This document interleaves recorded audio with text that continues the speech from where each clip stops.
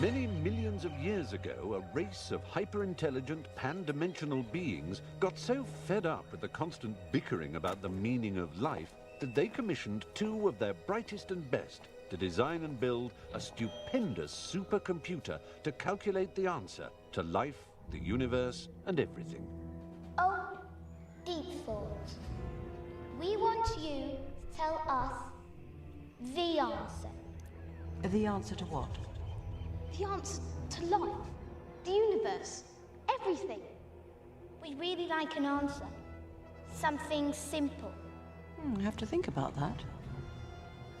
Return to this place in exactly 7.5 million years. Is it finished? Oh, no, there's more. There's more. They go back. What, 7.5 million years later? That's right. They do.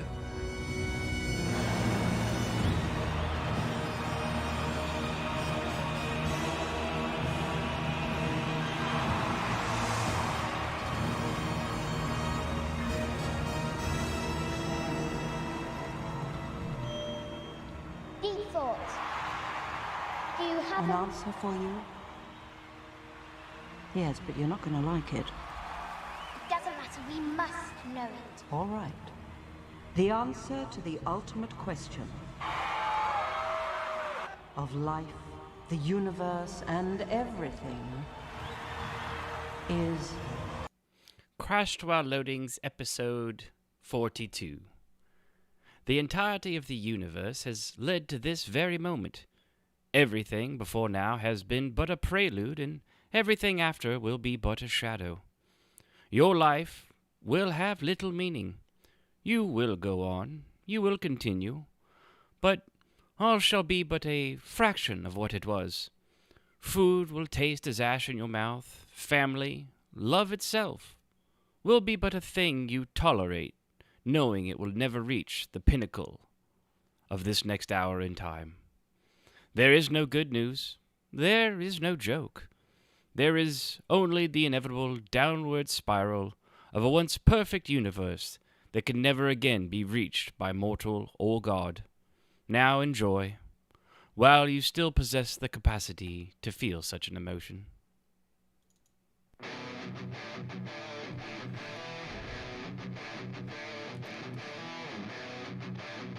This is Crashed While Loading, the fusion of entertainment and information. Hello there. Weekly updates and opinions on video games, You were almost a Jill sandwich. You're right. movies, I'm about to do to you what Limp Bizkit did to music in the late 90s. TV shows, This is the way. This is the way. and so much more. JJ, what do you want to do tonight? Off. We need to go on a quick adventure. Hello, people of the universe, and welcome to the end-all be-all of podcast episodes 42. Is it a tired, worn-out joke? Yes. Is it still required by nerd law to be made? Also yes. And thus, I am unfortunately unable to do anything but recognize Star Trek for having, of course, quoted the 42. I'm sorry, I'm joking. I know it was Star Wars. Kidding. I know it was Stargate. Kidding. I know it was Battlestar Galactica. Joking. It was Lord of the Rings.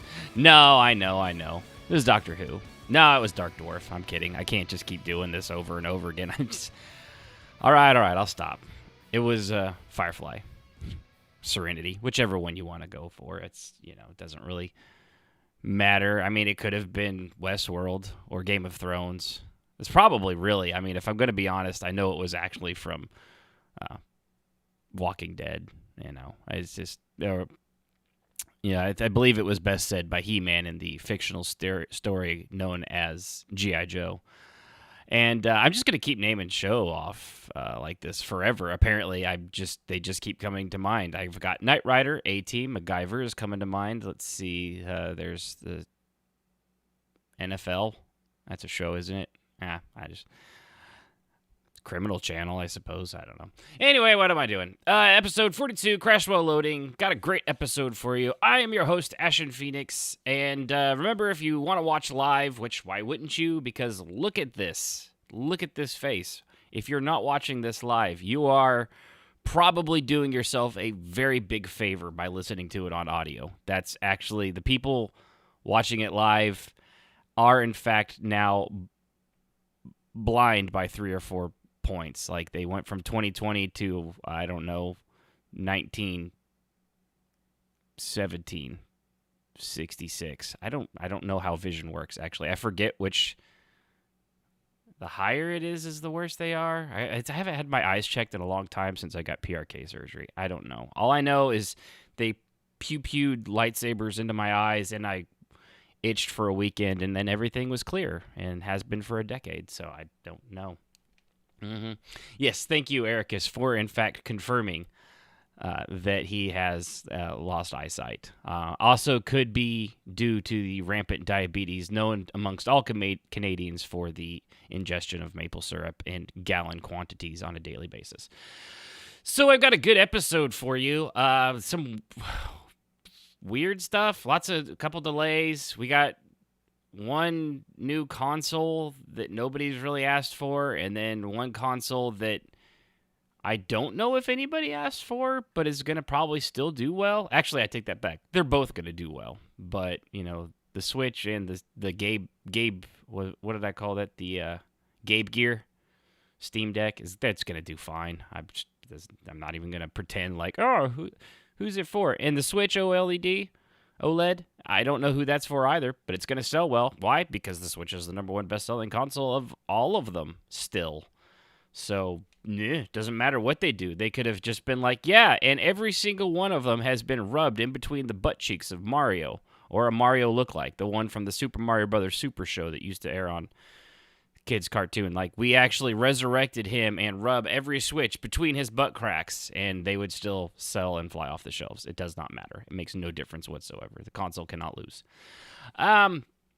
Yeah, so I think I did the twitch.tv/crash while loading. Believe I did that. Yeah, I don't know. I've been rambling. I had a lot of coffee today. I did things. So, let's see here. I also got Loki stuff, but I'll give you a general impression here at the start, but I'll go into spoiler review of the entire season and what I think is set up and how I thought of it at the end of the show, because I don't want to spoil it for people that haven't seen it yet. Because that's like a really douchey move. Like if I told you at the very end of the show RoboCop showed up and put a bullet in Loki's head, that would be very spoilery. But that didn't happen. Wink. I have to say wink because it's an audio podcast, and if you're not watching it, the Twitch thing, or on YouTube, then you didn't see the wink. So going just makes it sound like I'm having a stroke, not like I'm winking. Now that you know when I go I'm winking, so that works. Completely random anyway. So I was talking with a lady at work the other day, and don't ask me. Oh, I know it was. We have our letters come in a machine. Like there's a giant multi-million-dollar sorting machine. It sucks because sometimes letters get stuck, and the rubber that's like doing 1,000, like 100. I think it's like 100 letters a second that thing can shoot out. It's ridiculous how fast that stuff moves. So when something gets stuck, those rubber wheels like grind into the thing, and it starts to throw out like rubber dust. Sometimes it actually gets stuck long enough. I've actually seen scorch marks on mail. It's like it just frictioned right through it. You could actually even still smell the burnt paper smell, which, by the way, fantastic up there with gasoline. Don't know why. Probably bad for your brain cells, but it smells great. And it got me thinking that anybody else remember in high school and middle school and stuff like that, the pink erasers? You know, the little ones that were like, I don't remember the geometric shape, but they were tilted on both ends and stuff like that. Does anybody else remember that and that fondly? And then there was that tacky eraser that came out for a short time that was like super popular. It was completely garbage. It didn't work. Being an art student at the time, we all it's so much better. It was awful. Mostly it was just something for us to manipulate and play with and make little tiny men out of and like objects. We used it more for art, oddly enough, like sculpting than actually erasing. But no, the pink erasers were fun because we would like decorate them like they were little Pinewood Derby cars, or is this just the idiots that I knew? And we would like stick push tacks in him, like let's see here, thumbtacks. These thumbtacks, and like for wheels, and then you draw flames and racing stripes on them. And I don't know why I felt that that was like needed to be said on the show, but it was a fond memory, and I know that people have fond memories of things like that. For example, one of the comments on the YouTube page, actually, from William Huen, said one of the other side from, of course, my amazing intros, which, I mean, who doesn't love something I spent 4 or 5 seconds on every single day? No, okay. Sometimes I spend like 5 or 6. But one of his favorite things on the show more recently was going over the video games that came out in history of that month, which I'm glad to see. I appreciate feedback, even negative feedback kind of puts me in a direction, unless I think your negative feedback is stupid, and so are you, in which case I'll just keep doing what I want to do anyway, because it's my show and you can't stop me. But things like that, it's good to know what segments or twists and turns of my idiotic thought process, and like, I find this interesting, I wonder if anyone else does, let's find out. Usually I don't really ever hear anything. Sometimes I do, and when I do, I want to say I appreciate that. So if there's things you enjoy or don't enjoy, let me know, because it helps me, because I wasn't sure if I was going to keep doing that or not, to be honest with you. And now I'm like, well, someone else likes it, so it's worth it. Because I'll be honest, it's a pain in the ass to find out when video games came out in history, like for that specific month, without like just typing in and knowing a game.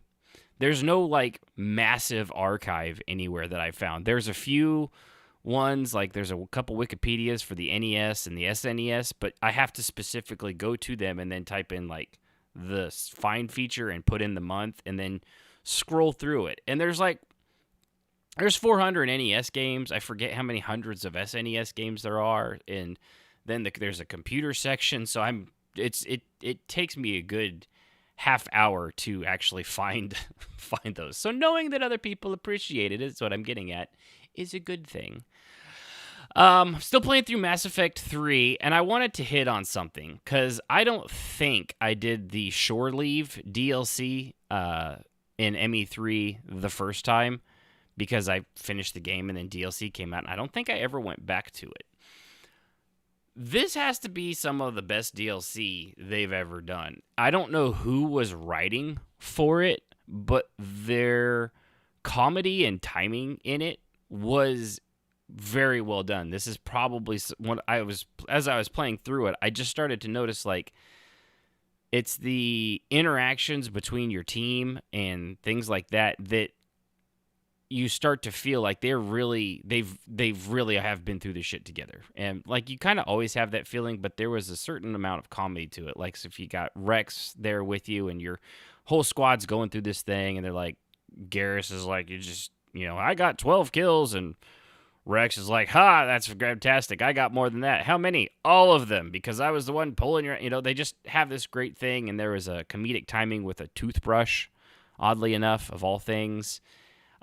Which happens to be Trainer is the character I've romanced. So when somebody kicks her off the Normandy and she sees female Shep, she's just very confused and starts to yell, and I only had time to get my toothbrush, which is a callback to when she wanted this like 6,000 credit toothbrush that uses Mass Effect fields to take away all the grit and stuff in her teeth. And it just like there's one way to get into a trap within the Normandy, but it only unlocked from the other side, and there's a way to do that, but it would require very fine finesse of the Mass Effect fields, and they're trying to figure out how to do it. And Trainer holds up the little toothbrush and just goes bzzz and turns it on, and it cuts instantly to the next scene of them crawling through the tube, with Shepard being like, if you had told me this morning we would save my ship based on the fact that somebody grabbed a toothbrush,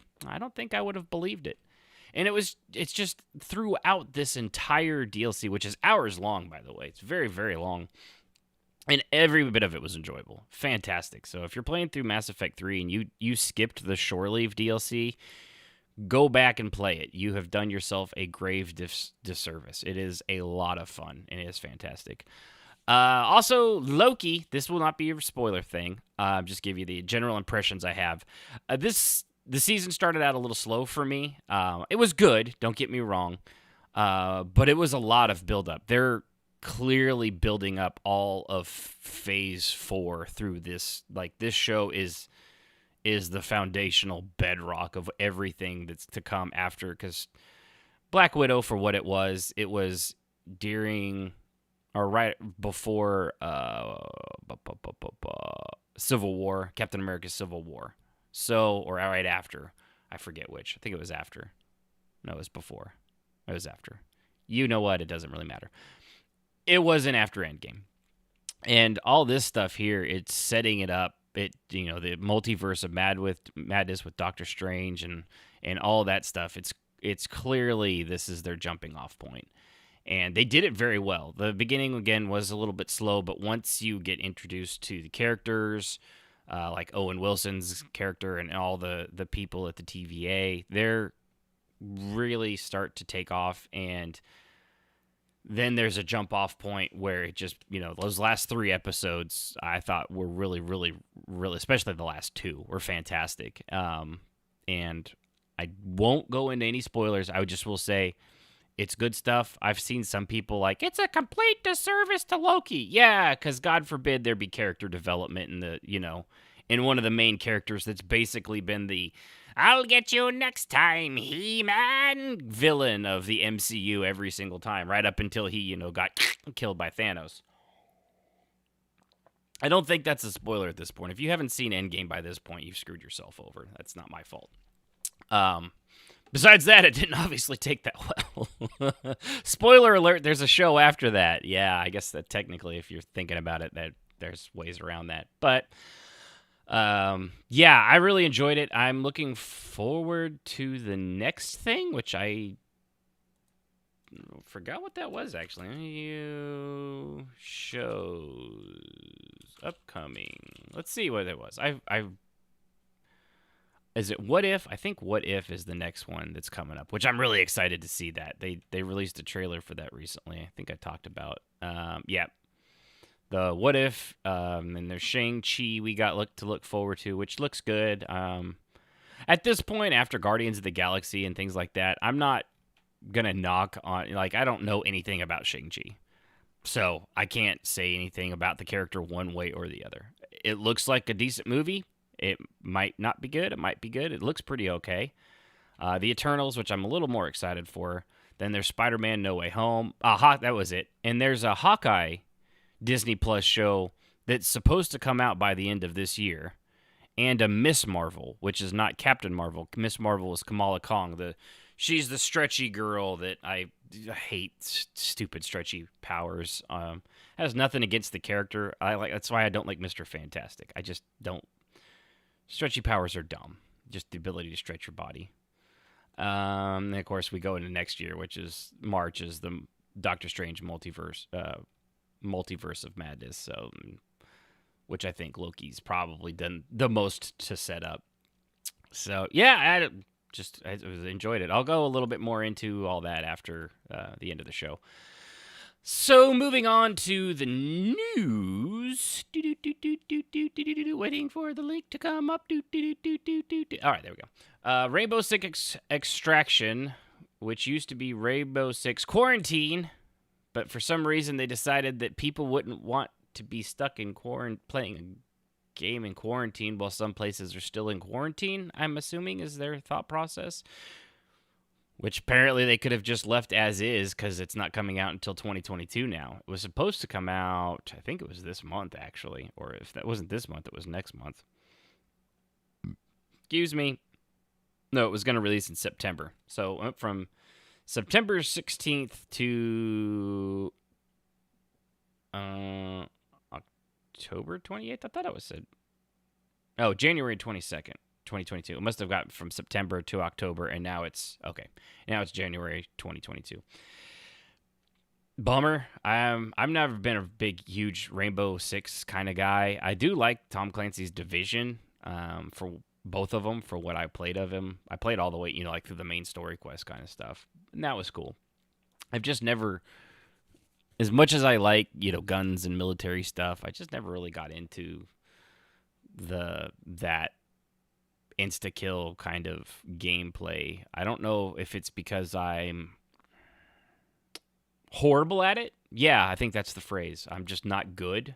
I'm bad.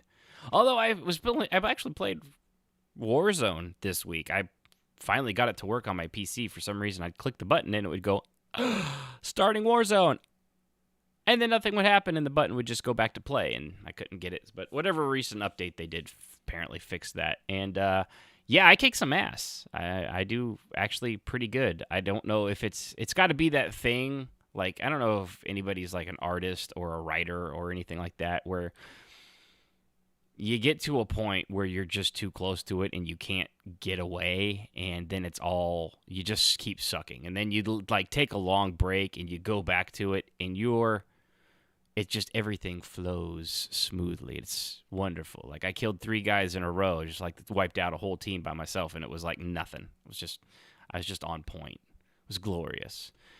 Naturally, I wasn't streaming at the time or recording it, so I have no proof. You're just going to have to take my word for it. But I typically don't get excited about people that, have to brag by not actually having done it, I suppose, which is weird considering all the stuff I lie about as a joke. But I actually did get a lot of kills, guys. It was really neat. Moving on anyway. Resident Evil RE-verse, which is Resident Evil Verse, which is, I don't even know what this friggin' game is. It was supposed to come out with Resident Evil 8. It's like some multiplayer something where you play as all sorts of characters from the Resident Evil verse. And it's also RE Verse, like verses. I get it. But it keeps getting delayed. It was supposed to come out there. This was the one that was supposed to come out in July. Okay, that's why I got them mixed up. This was supposed to come out this month, and now it's being moved to some indiscriminate date in 2022. No idea when that's going to be. They didn't even say, like, the beginning of 2022 or the middle or the end or 1/3 or 7/16. I'm not real good with fractions, by the way. So yeah, I don't know. Moving on again, just going through the news today.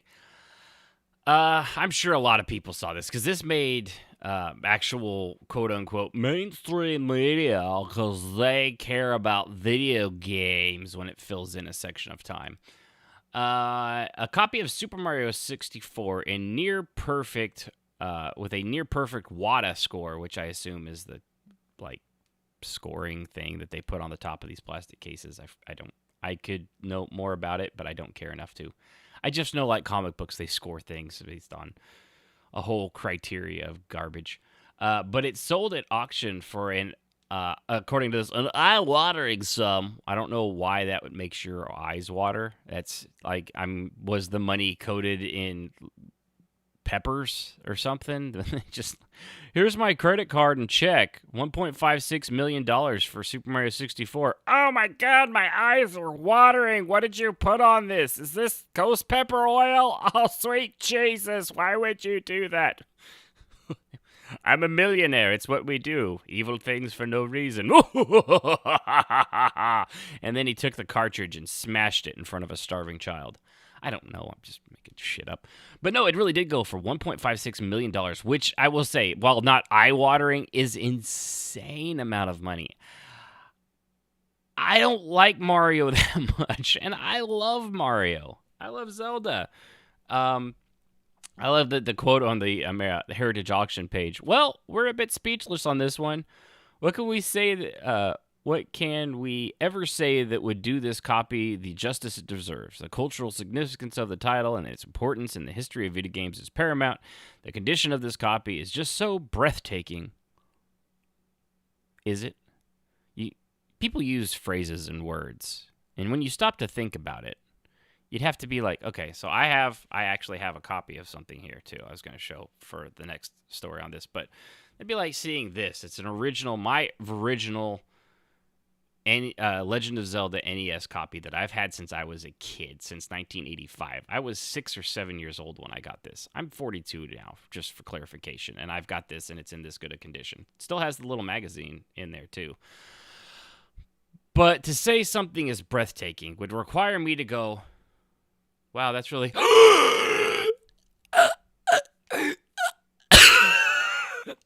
and lose all my breath because it took it. Like some sort of Shang Tsung soul-sucking breath taker. That's a dumb comment.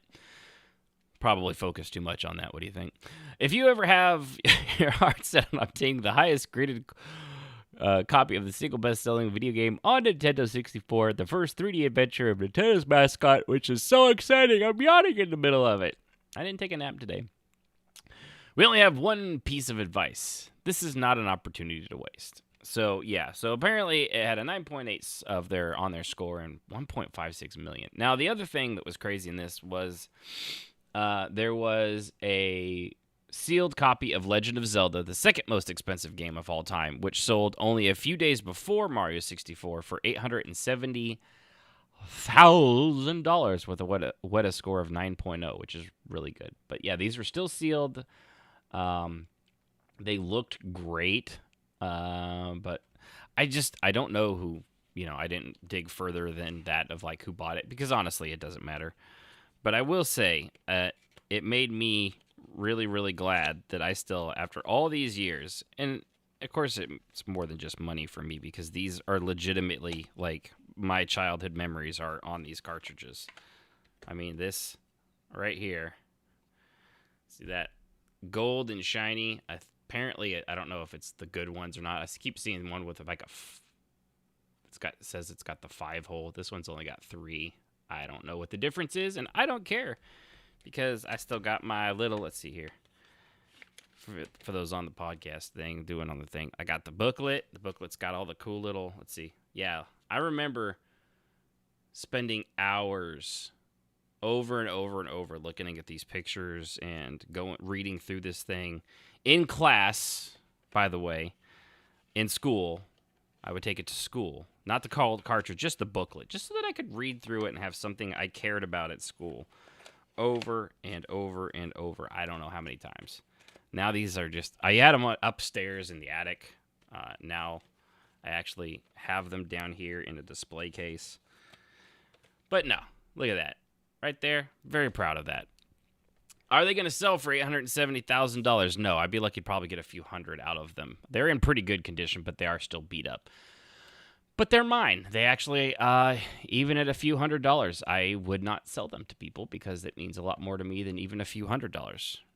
A few $1,000s, however, and they're yours. You can I'll ship those right out to you. Yeah. Yeah, just let me know what you're willing to pay for it.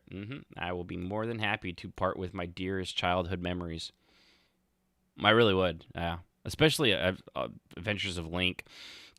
I remember going to daycare, and the daycare had a Nintendo, and that would happen. And if you know Adventures of Link, that's not a game it's not what you would call an easy game at all. The save feature on it is non-existent. You have the 3 lives, and you kind of start over every time you play it. It doesn't really have that kind of a feature like the first one did. And I was really good at it, to the point the kids, inevitably, I mean, there was some save features on it, like your spot, but inevitably some dumb other kid at this daycare would always override the file. So I must have played the first probably hour or 2 of that game so many times I could do it like with my eyes closed back in the day. Now a little bit less, although I did plug it in with the Switch, and I did pretty good, I will say. I remembered quite a bit. I got pretty far before I opened up a guide. And yeah, and the other fun thing was underneath, I think it was first time I saw this about it selling for $800,000. People putting up pictures of their version, just like I have here, like this right here. Being like, well, what's mine worth? I'll take $100,000 for it right now. reasons why I hate Facebook. One of the many reasons. Just the dumbest people are on there because everybody can be on Facebook. It's just the dumbest people. And one of them it wasn't even the right Legend of Zelda. It was Adventures of Link, which is the clearly most inferior game of the entire Zelda series. And that says a lot because they've had a couple stinkers, especially on the Game Boy. And Majora's Mask, which I know everyone, it's one of the best. I fucking hate Majora's Mask. It's a terrible game. I do not enjoy it whatsoever. I could not get through it. I did not have fun with it. I do not like looping time mechanics or anything that restricts me like that. It sucks the joy out of it. So, anyway, left Zelda talk. Yeah, things are selling really good. It's crazy that the nostalgia factor and the want of people to keep gaming history alive is pretty cool, but also a little crazy. Moving on, this isn't really important, but I like it because I've met the guy and I'm a huge fan of his from when he played Teal'c on Stargate SG-1. Christopher Judge, if you don't know him, Teal'c, he's the big guy with the strong jaw. He also voiced Kratos in the latest God of War. He's got that very deep, resonant voice. Indeed, oh no. I can't even get close to it. But he's going to voice act Black Panther in Marvel's Avengers, the really shitty video game that they've got going on from Square Enix. It's not good. But I'm glad for Christopher Judge. He's just a cool guy. We actually got to meet him at a con and got his autograph on a picture of a Stargate, which I also have a few of the other. I think I have Anubis, some of the Goa'ulds, his Braytak. I forget the actor's name. I've got a whole bunch of SG Stargate universe or not universe the show, but people from Atlantis and things like that signed on there. It's pretty cool. I enjoy it. Fortunately, I've not been to cons in forever. My biggest missed opportunity was getting one of General Hammond because he was at a convention, but it was before I had seen the show and got into it. And then I got into the show, and then he passed away and wasn't at cons anymore, which was very inconvenient for me. It was very rude of him. But he actually seemed like a really cool guy. I remember Amanda, who was in our Star Wars group when we went to cons back at that time period. Her dad actually had gone to school with him or something like that. So she sat over there for like an hour talking with him about her dad and catching up with, in between signing autographs, which was pretty neat. I miss cons back when they were really low key like that and not these big multi-million-dollar things with cosplay artists. I mean, we cosplayed too as Jedi and things like that, but it was just for fun. It wasn't to like get followers and stuff. It's I don't know. It kind of lost something over the years is where I'm going. But for Christopher Judge, that's really cool. I'm glad he talks a lot about trying not to measure up to Chadwick Boseman, but dude, this is like there shouldn't even be worried about Chadwick, honestly, because in this game, none of the Avengers and the Marvel's Avengers Square Enix game they're completely disconnected from the MCU. They have nothing to do with it. They're based more off the comics and and stuff like that. They're their own thing, as Chris would have me say, thanks to what is that? David S. Pumpkins. So. But yeah, he's like, I just got to do my own thing. And it's like, yes, you do. Just, Judge, clearly, if you've listened to his acting and the emotion that he can put in things, especially from, less so from Teal'c, who was pretty one note, which is the character. It wasn't his acting. It was just how that guy was. But between the actions of Kratos and his son were just fantastically well done, and he can do it. He'll do greatest Black Panther, and I'm happy for him, which makes everybody happy.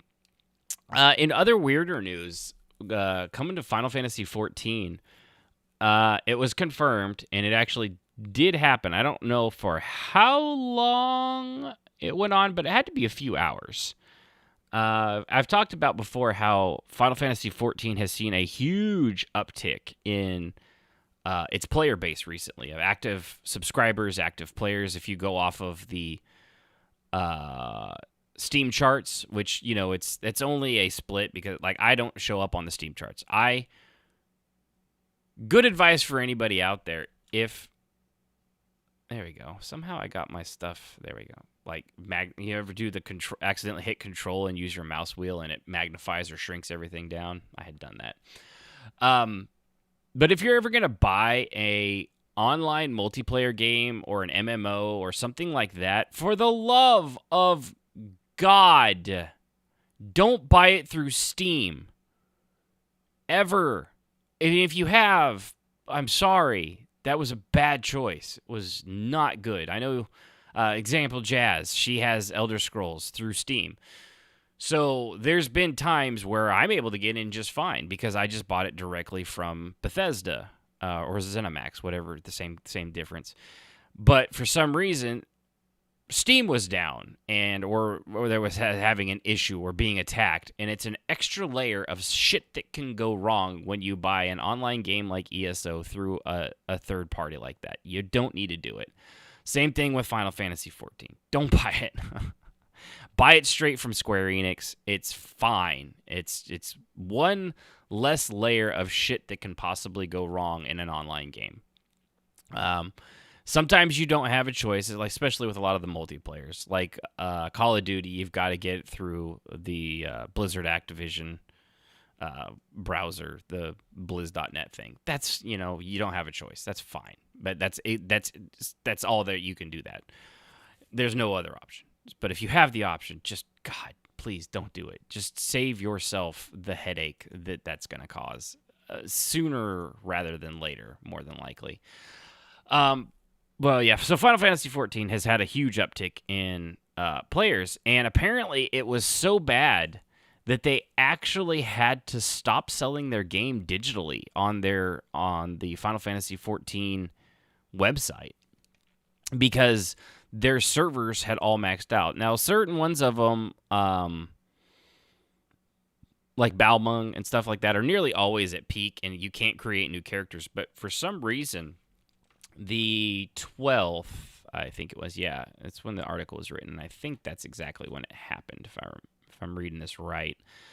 All the servers were maxed out so that new characters couldn't be created. So if they had left the ability to buy the game, someone could buy the game, download it, try to get in, and then be told they can't create a new character because all the servers are full, which is not a good look. I don't know if you're really well aware of that or not, but it's not a good look. So they actually had to put buying it was grayed out and replaced with a waitlist button. And IGN was able to actually go there and got a screenshot, and sure as shit, it just says Final Fantasy Online Complete Edition PC download, $59.99 waiting list, and it shows all the servers underneath there, all X'd out with the characters. All right, taking a drink. So yeah, it just flat out just would not let you buy the game because that is probably a better look to be unable to get it than to get it and then not be able to play it. You know, kind of like Titanfall Respawn. Just pointing that out there. This is kind of what you should do when you're still selling still selling a game people can buy but can't physically play because the online features don't work. Just a thought, putting that out there into the universe. Yeah. So, yeah, I mean, good for Square Enix and good for Final Fantasy XIV. It is my current MMORPG of choice, as I've said many times, and that bodes very well for it. The fact that all this is happening and their next expansion is November. I think November 19th is what I was coming to mind, so I'm going to go with that. I know it was before Thanksgiving. So good for them. And their last one was, like 2 years ago now. So, year and a half, 2 years ago. So, yeah. I mean, I don't even know what else to say to that other than you go, girlfriend. Yeah. Did I I am very disappointed. I'm sorry. So when it comes to game streaming, everyone's always like, is this going to be the Netflix of game streaming? And it turns out that Netflix might actually end up being the Netflix of game streaming. I don't think they will, because it is not nearly as easy as everyone seems to think. Xbox seems to be doing the best with their xCloud. Amazon has Luna, which, I mean, Amazon Luna, which I'm not even really familiar with, which is sad. I do this. Oh, it's still in a work in progress. That's right. I think I've actually talked about that. Yeah, I don't have high hopes for that either, given the way I've seen Amazon gaming studios work. If it's not an entirely different department handling Luna, they are screwed from the get-go. And, of course, Google Stadia, PlayStation Now, which is... xCloud does seem to be the best thing on Game Pass when it comes to this. But supposedly, Netflix they partnered with a dude from somewhere. I've lost track of the dude.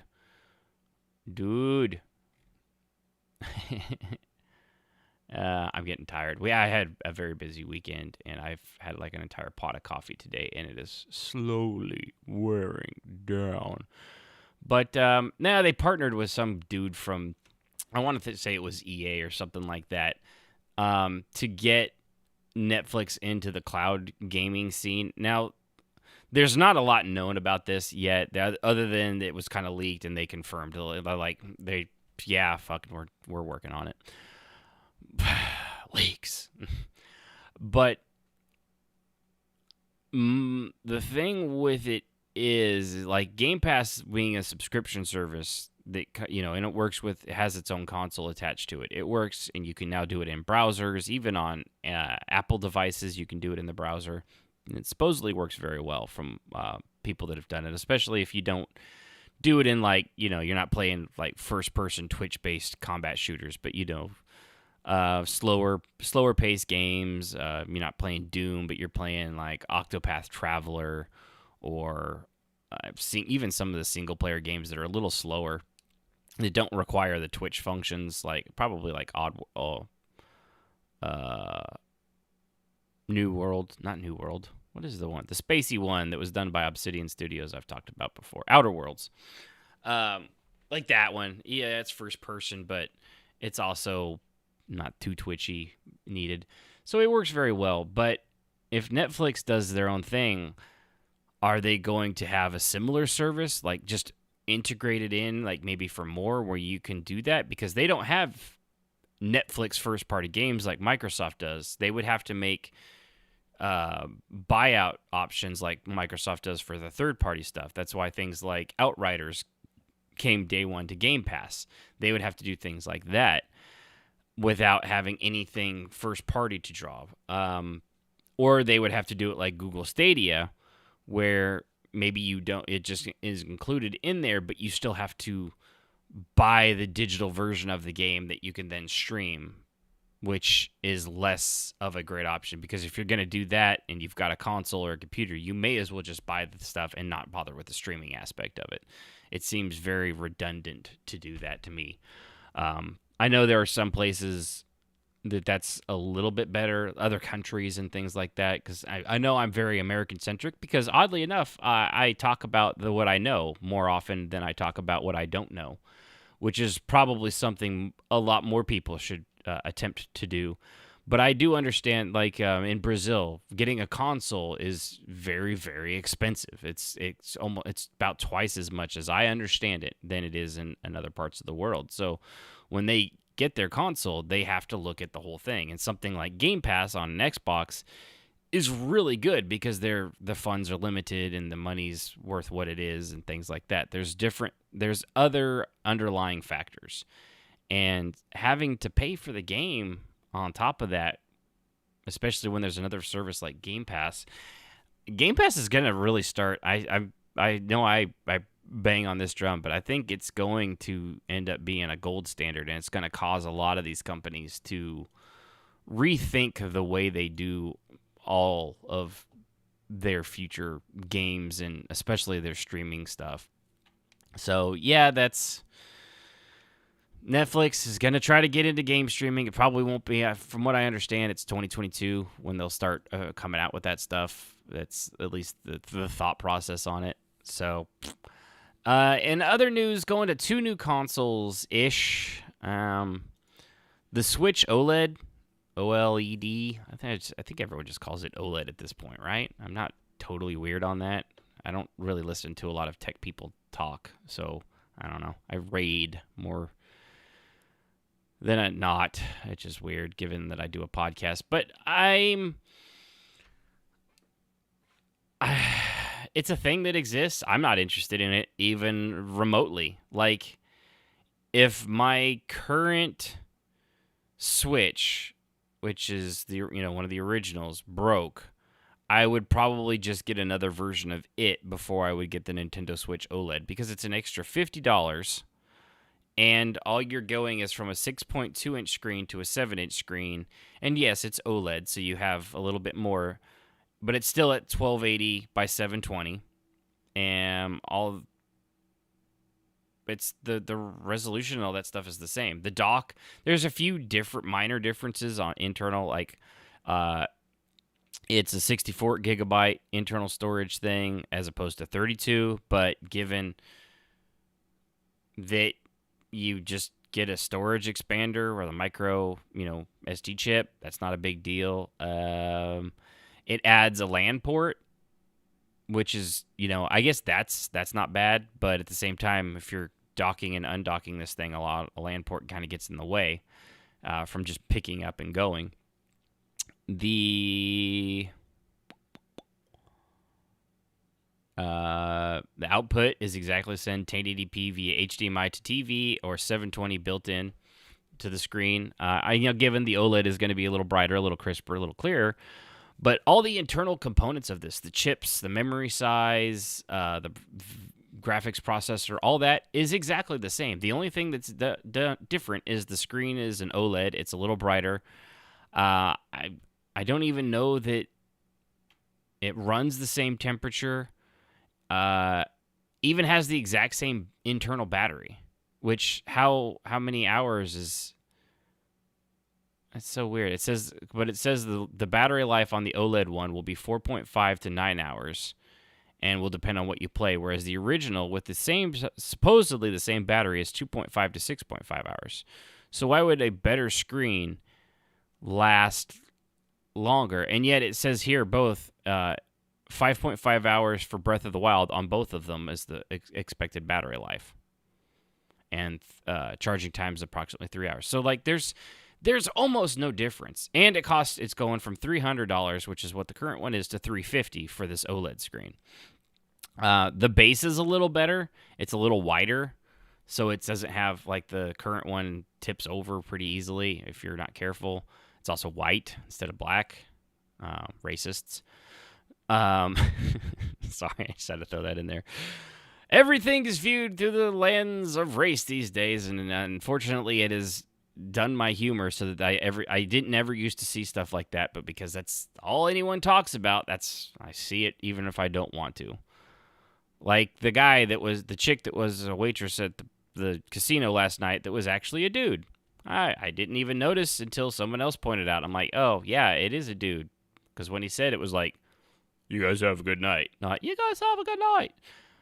I don't care. I didn't even notice. I just was glad somebody took all the beer bottles off the table. That's all I cared about. Just do your fucking job. I don't care what else.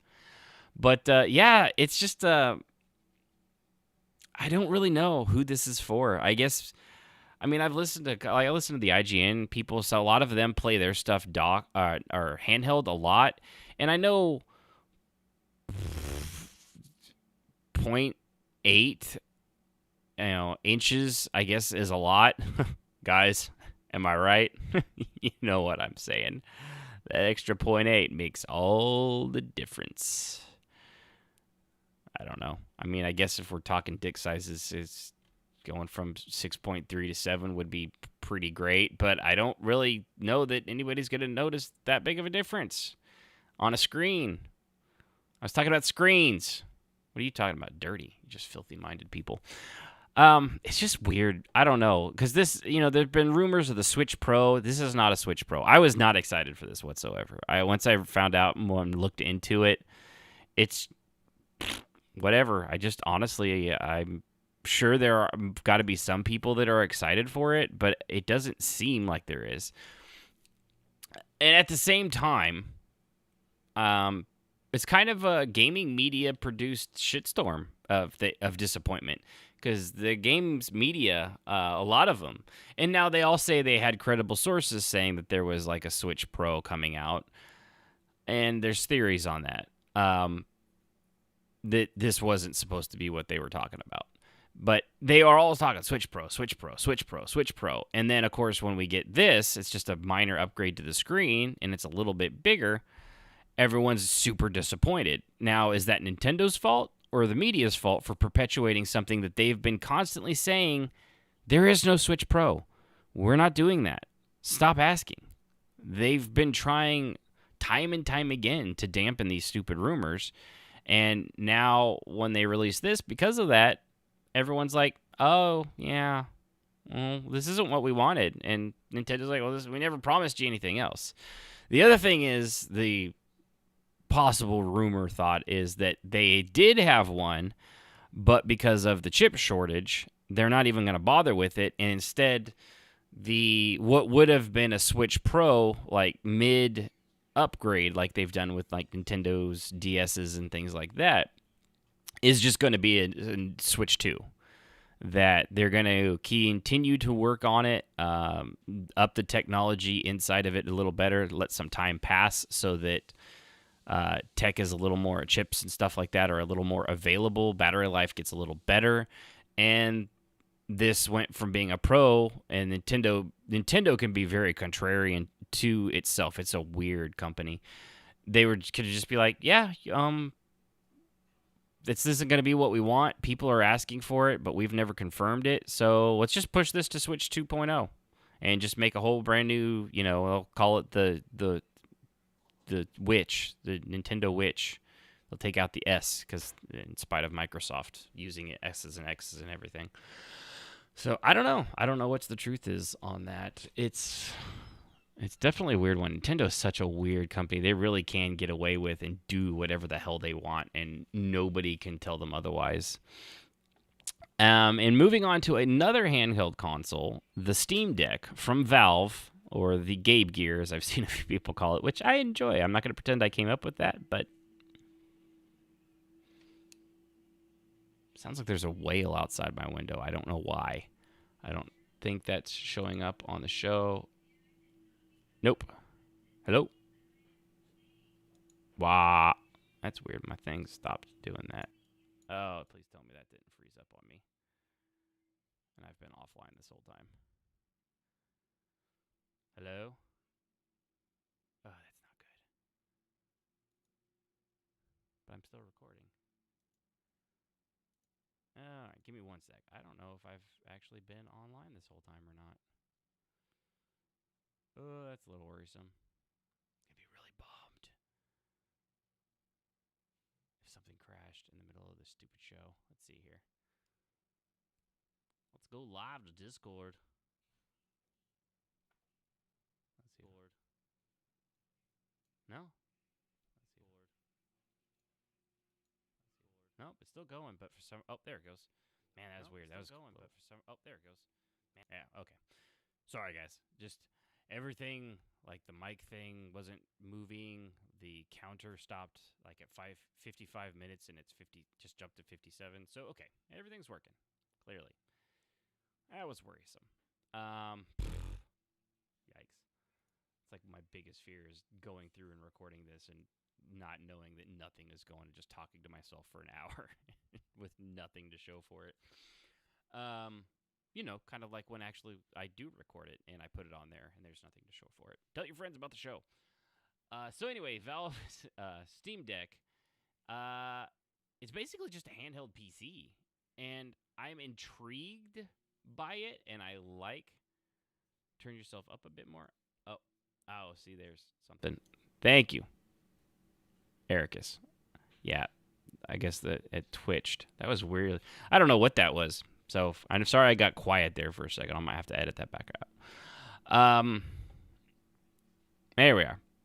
Yeah, I don't know. It like I was like the screen. I could see myself moving in the camera, but all the stuff underneath here that moves when I talk and things like that had stopped. Yes, it was a ghost. It was the ghost of Gabe from Steam. Anyway, so starting over again, the Steam Deck or Gabe Gear, which I really do seriously. I know I've said that a couple times. I love that. It's just a handheld computer, and I guess it's been rumored for a while. It came up on the Steam library. They tried to, I don't know how well it worked. I haven't really seen. It went up for $5 for a pre-order. They were trying to stop the bot thingy where I always forget the word, where somebody buys something, the bots sellers. And funny enough, like people, they did like the $5 pre-order, and then they were up on eBay like minutes later for $1,000, which is ridiculous. If you're stupid enough to spend $1,000 on somebody's $5 deposit, you get to be you fucking deserve to be ripped off. Period. Simple. You're a moron. But yeah, the servers were overwhelmed and went down pretty quick. So here's the deal. They've got, we'll go over the specs before I go over the prices. So it's got a AMD Zen 2 CPU, 4-core, CPU clock speeds 2.4 to 3.5 gigs, AMD RDNA 2 GPU. GPU's clock speed is 1 to 1.6. It's got 6 gigabytes of DDR5, which is good. 64 gigs of, well, depending on which one, it's got 64 of eMMC storage, 256 of NVM, or 512 gigs of NVM, and you can have a micro SD slot. But man, for 512 or 250 or even it's 64 especially for storage, man, that is really on the light side of things. It's a 7-inch LCD touchscreen, which is a little surprising. It does have a touchscreen. It's 1280 by 800, runs at 60 hertz. It does have stereo speakers, a 6.5 millimeter jack. Thank you for that, by the way. Dual mic and USB Type-C and Bluetooth. That's what it does. Battery life is about battery 40 watt hours. It's a hefty boy too. It is about 1.5 pounds. And to put that in perspective, I think the Switch is like 0.7 pounds. It's not very heavy. Especially comparatively. So they start at $399 for the 64 gig, $529 for the 256, and $649 for the 512. And that, I believe, a lot of that massive price jump increase is just because they go to the the solid state drives on those, and those things are so expensive still. Also, let's see. Which one? Where was that? Each one comes with more and more stuff, and I just lost the track of what it was. Let's see. Yeah, they said the 512 models kind of. I mean, if you're gonna go in on this, you may as well just go all in on go with the $650 for the 512 gigabyte. It comes with its own carry case thing and all sorts of little peripherals, which for some reason this article I thought had all of that in there, but apparently it does not, which is really super annoying. But yeah, the later two come with a case. There's other little goodies and stuff that come with it. They do have all that, but supposedly this could run everything that's on the Steam store. At least, they showed it running Jedi Fallen Order, which is a graphically intense game. I mean, they are running it at 800, on a 1280 by 800.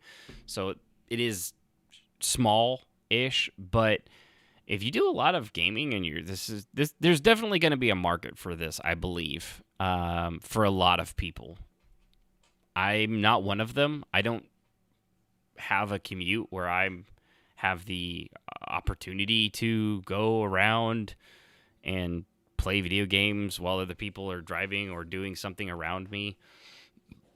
I don't typically, even my Switch, unless I'm going, the only times I take my Switch is if I'm going out of town on a trip and I might get bored.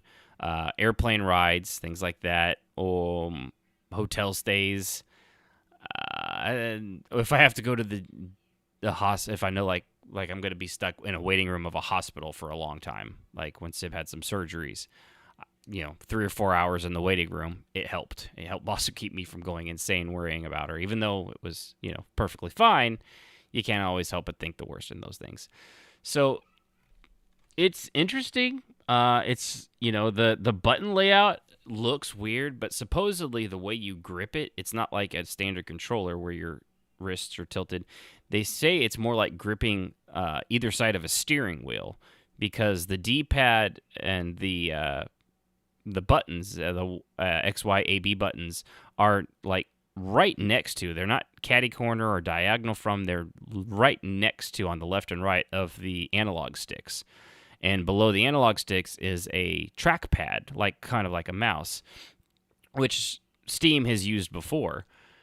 And supposedly that works real well. As of course, in there, the screen is a touch screen. And you can also install Windows on this, which means you could play and do other things with it as well. I mean, it is basically just a small portable PC that's, a laptop without being in the shape of a laptop, really. So I'm curious to see more. There's the hands-on reviews I saw, that's how I heard about the grip, and that it looks like it wouldn't work, but because you're gripping it like a steering wheel, it's bulged on the back end, I guess, and less like PlayStation 5 or Xbox controller where your hands are a little, like that. It's just more it actually is more comfortable and more intuitive than you would initially think it would be. So I don't know. I'm glad it exists. They've said there's all sorts of stuff out there on this. People trying to figure out what they want. And, Gabe has said that he hopes it will make other manufacturers try to get into the mobile PC gaming space. I don't know. Also, Steam has a horrible track record up there with Google on making things and then abandoning them when they don't work, or being like the Ouya or whatever it was. It's just, I don't know. It's a risky thing getting into this, especially. I mean, or is it? I mean, once you have it, even if it kind of flops and it doesn't sell, you wanted it enough to get it, you still have it, and it will still work with all your Steam games up to a point. It's not upgradable, which is a downside, but if this is something where the handheld gaming thing is still a huge market, I have a hard time seeing how this will fail. It's like I said at the start of the show, the Switch, as dumb as the OLED thing is, it's going to sell out. People are going to buy it. They're not going to be able to keep it in stock. The console is, they can't keep them on the shelves. They can't even keep them in online stores. And this thing, it's not, I don't think the Gabe was like, we're just trying to make Nintendo nervous, or some PR guy was. And I don't think Nintendo cares what other people do, because this thing's not going to have Breath of the Wild or the next Mario Brothers. I guess if you can install Windows, maybe there's a way you can crack and emulate it as though it was a Switch, but it seems like an awful lot to go through just to do something that your Switch can already do for half the price as well on top of that. So I don't know. It's an interesting world where video games are. We're going to see a lot of innovative things like this. I'm a little surprised it was Valve that did this, especially getting, they haven't, other than Half-Life Alyx, they've not really done a lot on the gaming side of stuff. So the fact that they're doing a kind of a console kind of stuff is interesting. We'll just have to wait and see how it shakes out. So before I end the show, I'll go a little bit more in depth on Loki. So if you have not seen Season 1 of Loki, tune out now. Unfortunately, being this the 42nd episode of Crash While Loading, nothing from here on out will ever be the same for you, and your life will be filled with meaningless existence. But you have to keep going because somebody needs to pay the bills at your house. Frankly, I'm just tired of looking at it. Also, you need to mow your lawn, and I don't want to be the one to say this, but you need to dust a little bit. It's getting a little out of control. Especially around the edges in the kitchen where the fur is gathering. You really, from your pet, it's unsightly. I didn't want to be the one to actually bring it up, but and under the couch too. I will suggest a leaf blower, believe it or not. Just before you vacuum, get out a leaf blower, blow under the couch, blow it all into one corner of the room, let it all settle, and then vacuum and sweep, or sweep and vacuum, whatever you want to do. And then you mop after that if it's not a carpet.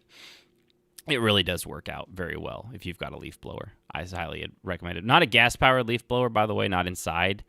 That is not a good idea. I do not recommend that, but an electric one is perfectly fine. You think I'm joking. I've actually done that in my living room. I've got a leaf blower, and with our dogs, I have blown underneath the couches and chairs, and it blows all the crap out from underneath there, so it is very easy to get and sweep up, and it works amazingly well. Even behind the entertainment center, it blows it all out. So, okay, if you're still here, then you want to hear what I had to say about Loki Season 1. Overall, I thought it was a great season. It really was. Alligator Loki, by the way, best Loki. Still the best Loki. Didn't even know he existed. Alligator Loki is the best Loki. It did start out, like I said, a bit slow, and it sets up everything for the rest of the MCU. Most of all, because they fracture the timeline and create Kang the Conqueror he's the guy behind the whole TVA and keeping the timeline in one timeline, because apparently a long time ago, all the multiple dimensions and timelines and variations of people all came together for some sort of multi-dimensional war. He conquered all of them and collapsed everything into one timeline, basically destroying multiple realities to create just the one, and which would make him the murderer of trillions of people. A little bit of a nut job, yeah, but the fact that this was all broken and undone and the branches started to converge off again, this is how we get mutants, I think. I don't think we'll get them right off the bat. I think they're going to have to figure out here's what I think, that it is going to branch out. That's why we have Doctor Strange in the Multiverse of Madness next March. It's all going to branch out, and the big thing is going to be trying to collapse everything back into one timeline and time stream, but not kill everybody off to do it. And when they do that, the mutants are going to suddenly exist in the MCU. It's going to cross over, and that's where they're all going to come from. Why mutants haven't been here the whole time. They're going to come from an offshoot dimension and just be integrated into the MCU. And then it will probably be like storylines of them kind of like with the snap and the blip, that they're going to then have to try to coincide with the fact that all these universes have integrated into each other, and that only certain types of, the variants all collapse down into one individual. So, and that also might open up to why they'll be able to recast certain characters. Deaths may not have as much. I saw people like, well, deaths in Marvel won't mean anything. Have you read a comic book? I mean, Jean Grey's died like 5 times. Professor X 3 or 4. Magneto, I don't even know how many. Same thing. Many of the characters have died and come back. That's just how Marvel works. It's what they do. It's what sells comic books. And it's what gets people's butts in the theaters, which is the ultimate goal. So, moving on with the characters. I gotta say the ending of it with between Loki and Sylvie, the female Loki, was really, really well done. I liked it a lot. The fact that she didn't end up trusting him, she just couldn't get over her Loki-ness, and still, despite Kang's warning that what killing him would just end up him being right back there anyway, because his variance, as bad as he was, and he was great. I'll get into that in a second. That his variants were even worse off than even worse than he was, and that they did infinitely worse things. He just happened to be the one to get them all killed off because he got hold of the giant floaty cloud thing that ate realities, and he used that against them to kill off all their realities. So her deciding to go ahead and plunge the knife into him, and she, kicking other Loki out, or Tom Hiddleston Loki away, and the relationship that they had been forming, and just throwing all that and the trust that they had built up, and with Hiddleston Loki finally learning to trust, and then what happens? He ends up getting getting thrown out again. He finally starts to try to be the good guy, and it bites him in the butt. Welcome to being a good guy.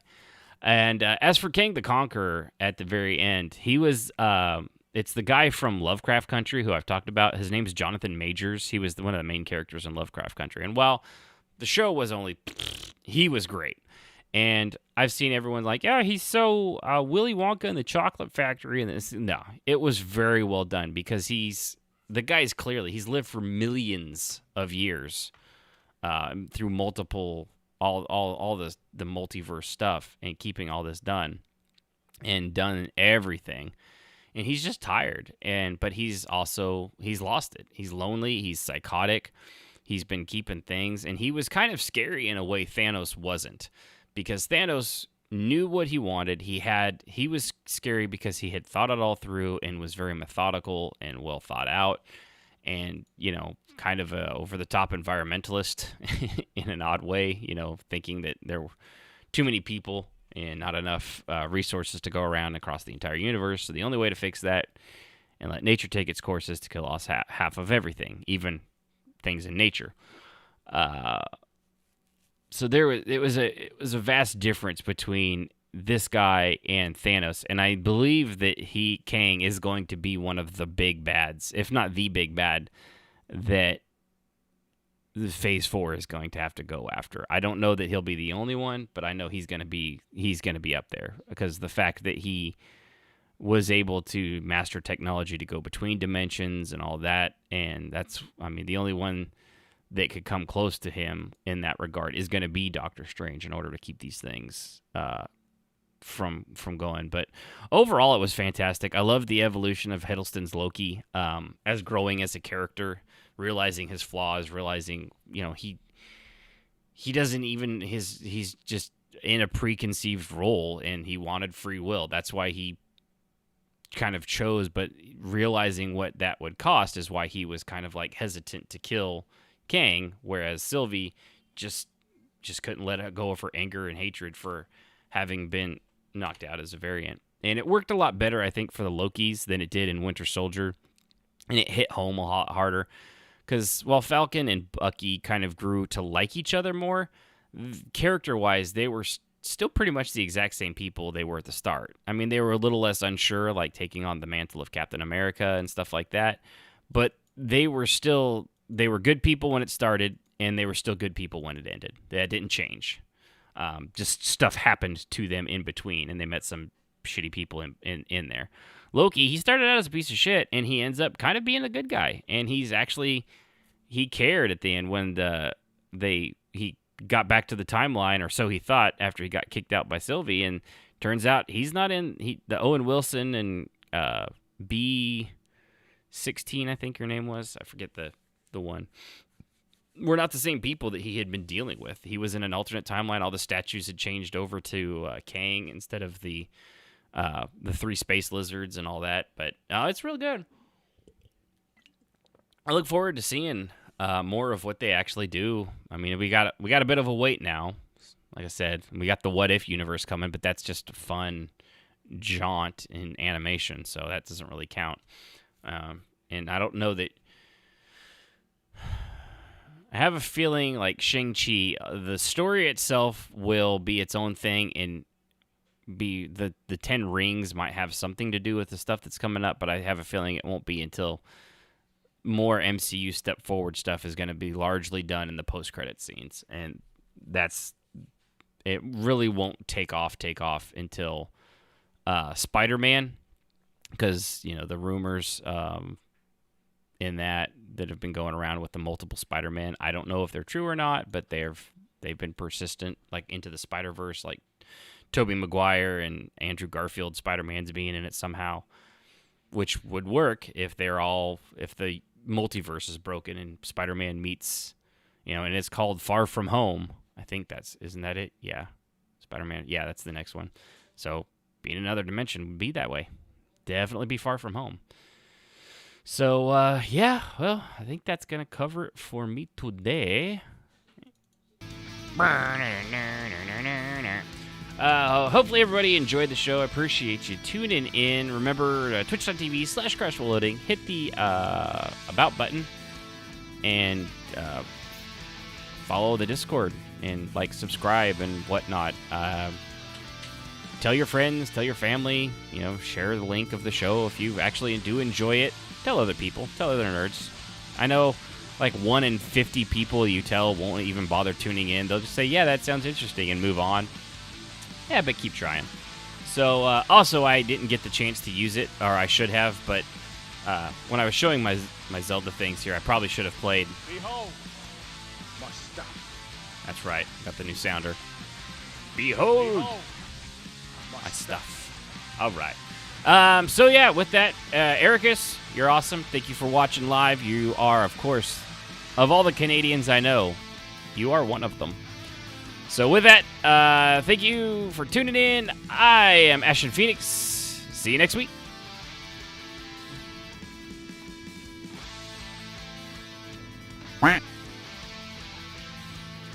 Music, as always, is provided by Husky by the Geek. Visit him at youtube.com/HuskyByTheGeek to hear all his latest video game rock covers and original music.